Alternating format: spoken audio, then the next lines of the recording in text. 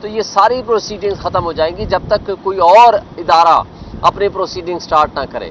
اور پھر اس کیس میں کوئی نہ شواہد ہے نہ کوئی ایویڈنس ہے، اور شار و خرجمند کا فیصلہ سوائے ایک ہینڈ پکڈ جج کے اور کچھ بھی نہیں ہو سکتا. بدقسمتی سے یہ اڈیالہ جیل کا ٹرائل ہو یا ضمانتوں کے فیصلے ہوں، یہ کمپرومائز ججز کے ذریعے یہاں سے فیصلے لیے جاتے ہیں. اس کے پیچھے یہ ہمارے ملک کی اسٹیبلشمنٹ اور ہمارے ملک کی ایجنسیز اور یہ کٹ پتلی لوگ ملوث ہوتے ہیں، اور ان کے ذریعے مینیج جج کو پہلے جج کمپرومائز کیا جاتا ہے اور اس کے ذریعے پھر فیصلے لیے جاتے ہیں. اور یہی سچویشن باقی رانا آصف کے متعلق بھی ہے جو القادر کیس کا ٹرسٹ کا کیس چلا رہا ہے. ایک بات آپ کو بتا دوں، یہ اس وقت جو سچویشن ہے یہ اتنی، میں یہ سمجھتا ہوں کہ بدقسمتی ہے کہ ہمارے نظام انصاف پہ اس قدر حملہ ہو رہا ہے کہ کوئی بھی ادارہ اب انڈیپینڈنٹ نہیں رہا.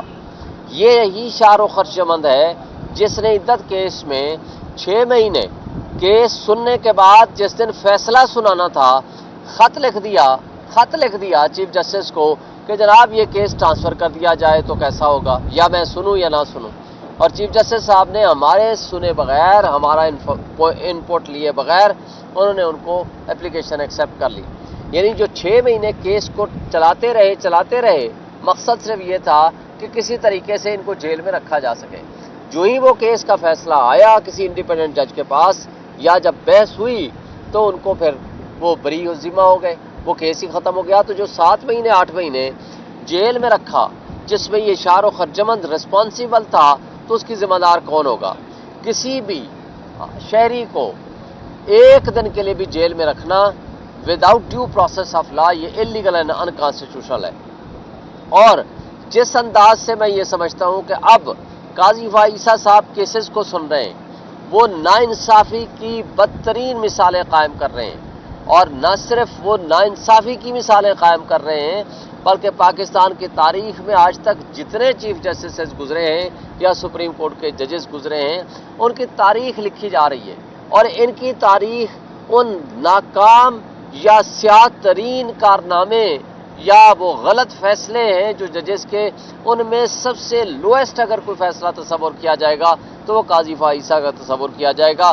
اور آج جو کچھ انہوں نے الیکشن ٹریبونلز کے متعلق فیصلہ دیا ہے تو مجھے بتائیں کہ اگر آپ کے پاس پچھلے 8 مہینے سے ایک پٹیشن پینڈنگ ہے جوڈیشل کمیشن بنانے کی اور فارم 45 اور 46 47 کی آڈٹ کرانے کی، آپ نے ایک تاریخ نہیں لگائی، لیکن آپ کو جلدی ہے وہ فیصلے کرنے کی تاکہ ایسے فیصلے کے ذریعے آپ اپنے ایکسٹینشن کی راہ کو متعین کر سکیں اور راہ کو بہتر کر سکیں تاکہ آپ کے لیے وہ 68 ایئرز والا وہ غیر آئینی عدالت بنے جس کے آپ سربراہ بن جائیں. اس کے لیے آپ نے آج 63A کی پٹیشن بھی لگائی ہے.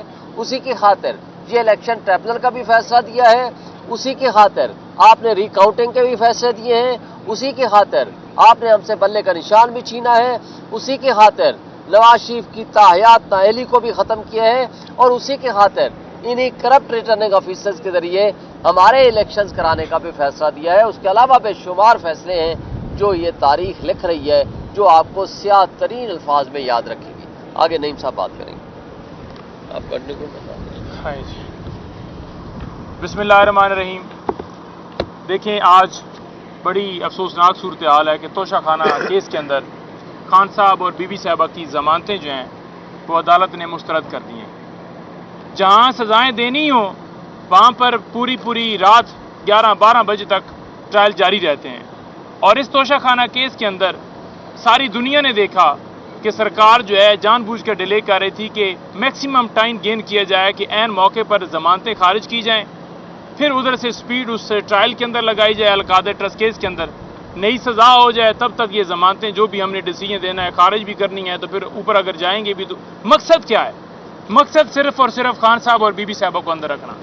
میں واضح کہنا چاہتا ہوں کہ توشہ خانہ کیس کے اندر احتساب عدالت کے جج اور چیف جسٹس عامر فاروق صاحب، یہ 2 شخص جو ہیں ان دونوں نے قصور کیا اور ان دونوں نے انلیگل اریسٹ کروایا.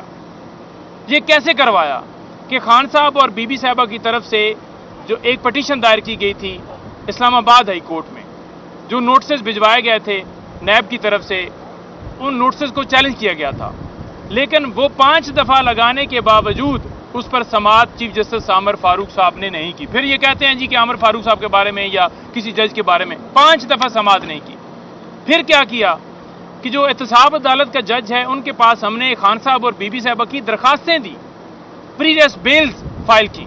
اب پریریس بیلز جو ہوتی ہیں as a matter of right, اگر 302 کا معاملہ ہے نا، کسی بندے کو اگر آپ نے قتل کر دیا ہے، کوئی غداری کا مقدمہ ہے، کوئی مقدمہ ہے، تو as a matter of right آپ کو وہ مل جاتی ہیں، لیکن پریریس بیلز جو ہیں وہ نہیں ملی۔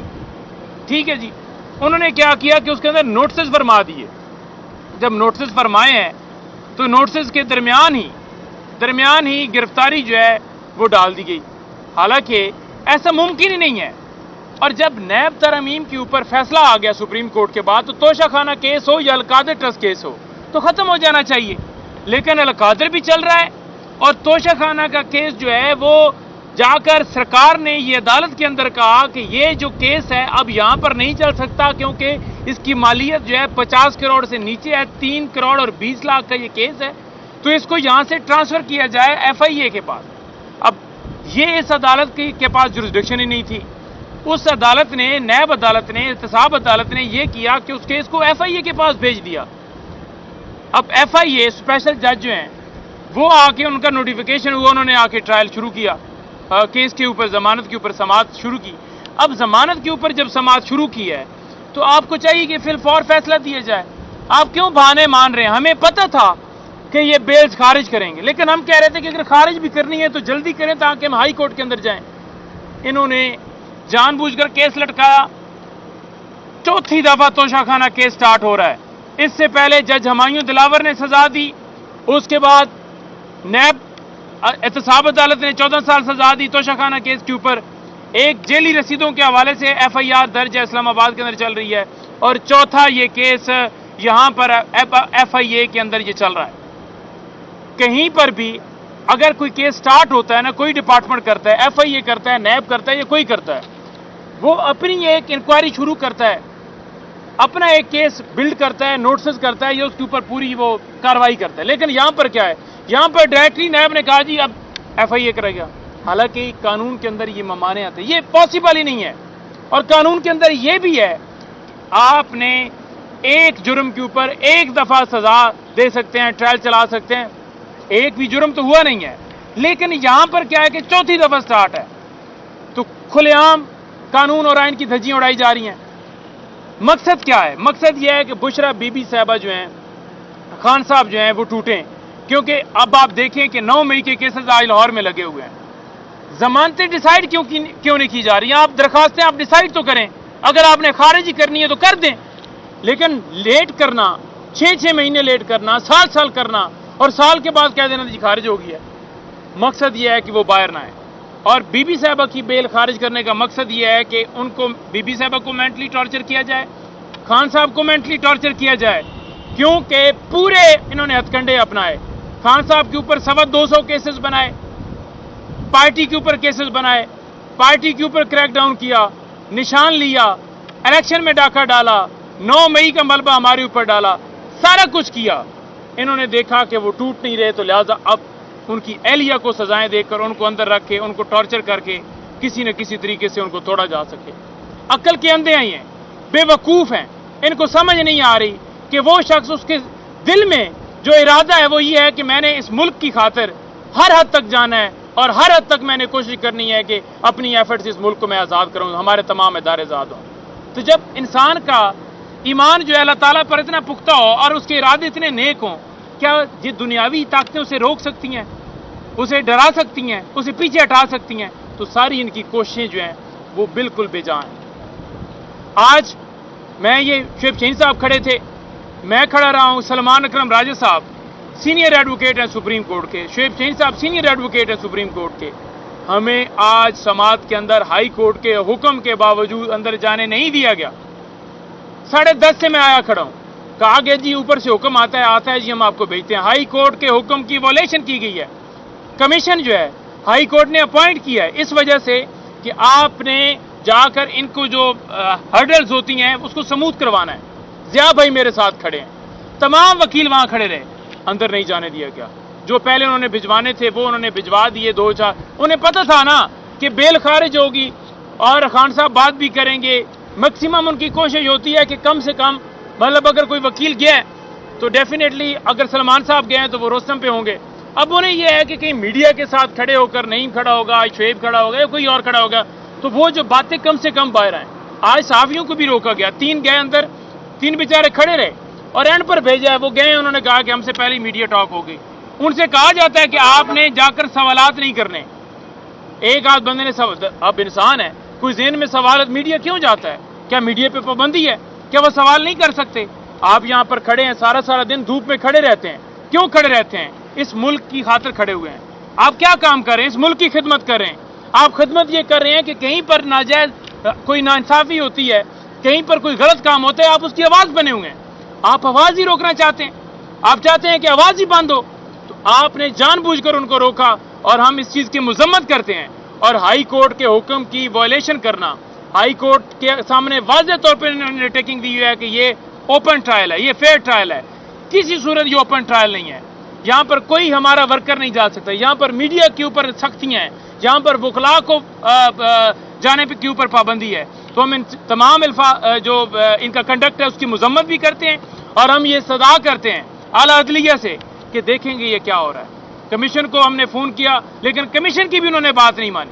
तो ये सूरत हाल चल रही है। और आखिर में मैं ये कहना चाहूँगा कि ये जो उन्होंने फस्तायत की है, हमारे जो हमने पुरमन वहाँ पर एहतजाज रखा था रावलपिंडी के अंदर, हमारे वर्कर्स के ऊपर गोलियां चलाई गईं, रबड़ की गोलियां और फिर दूसरी गोलियां चलाई गईं। हमारे लोगों को जख्मी किया गया, आंसू गैस चलाई गई। सिर्फ ये नहीं कि कोई नौजवान थे, बल्कि वहाँ पर खवातीन थी, वहाँ खवातीन थी, वहाँ बच्चे थे, वहाँ बुजुर्ग थे। एक बूढ़ी खातून जिसे 70 साल से ज़्यादा उसकी उम्र है, उसके ऊपर दहशतगर्दी का मुकदमा बना दिया है और सैकड़ों हमारे कारकुनान पकड़े गए। 500 से ज़्यादा लोग जो हैं उनके ऊपर जो है वो FIR दे दी है। मामला ये है कि वो आवाज़ उठा रहे हैं कि हमारी अदली आज़ाद हो, वो कह रहे हैं कि मुल्क के अंदर कानून और आइन की बालादस्ती हो। ये मरियम, शहबाज, नवाज, ये वज़ीर दाखिला, ये सारे रियासती मशीनरी इस्तेमाल करते हुए अपने पॉलिटिकल गेन हासिल करें। ये सारे के सारे ये चाह रहे हैं कि कोई बात ना करे, कोई बोले नहीं और उसको जो मशीनरी है उसको अपने पॉलिटिकल मकासद के लिए कि एक पार्टी को क्रैकडाउन, उसके ऊपर क्रैकडाउन किया जाए, एलिमिनेट किया जाए। सिर्फ ये चोर करप्ट जो हैं ये यहाँ पर नजर आए और कोई बंदा नजर ना आए। और ये मैं वाज़ेह करना चाहता हूँ कि ये सिर्फ पाकिस्तान तहरीक इंसाफ के वर्कर्स नहीं है, ये अवाम है, ये पाकिस्तान की अवाम है जो शऊर रखती है। आप जितनी फस्तायत कर लें, जो मर्जी है कर लें, मियाँ वाली, फैसलाबाद, मुल्तान, तीनों जगहों के ऊपर इमरान खान की कॉल है और इमरान खान की कॉल के ऊपर तीनों शहरों के अंदर इंशाअल्लाह ताला आप देखेंगे कि बुध वाले दिन अवाम का समंदर होगा। और 5 को हम लाहौर आ रहे हैं। मरियम, इंतज़ार करना, तैयारियां भी करना, हम भी आ रहे हैं, हमारी भी तैयारियां हैं। इंशाअल्लाह फिर आपके सामने उधर बात होगी। Thank you.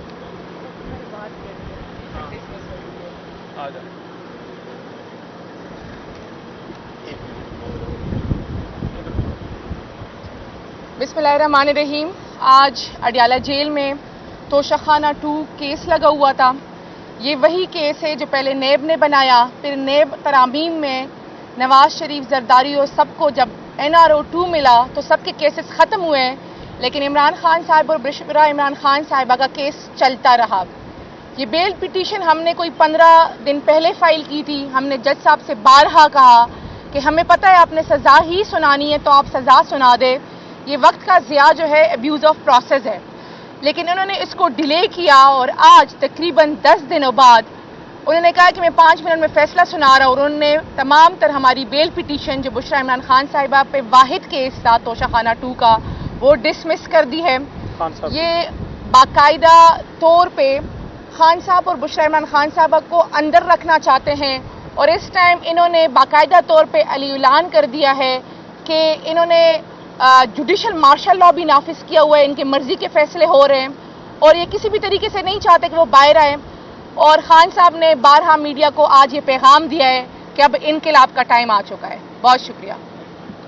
لیکن جی ایک چیز تھوڑی سی آپ کو ذرا بتانی ہے کہ کل ہم نے یا ہمارے ساتھیوں نے یا خان صاحب کی بہنوں نے جو شیل اور گولیاں کھائی ہیں نا وہ آپ کو دکھانی تھی. یہ وہ شیل ہیں جو میں نے کل اپنے ہاتھوں سے ڈیفیوز کیے, میرے قدموں میں آ کے گرے, جو مجھے مارے گئے, جو ہمارے لوگوں کو مارے گئے.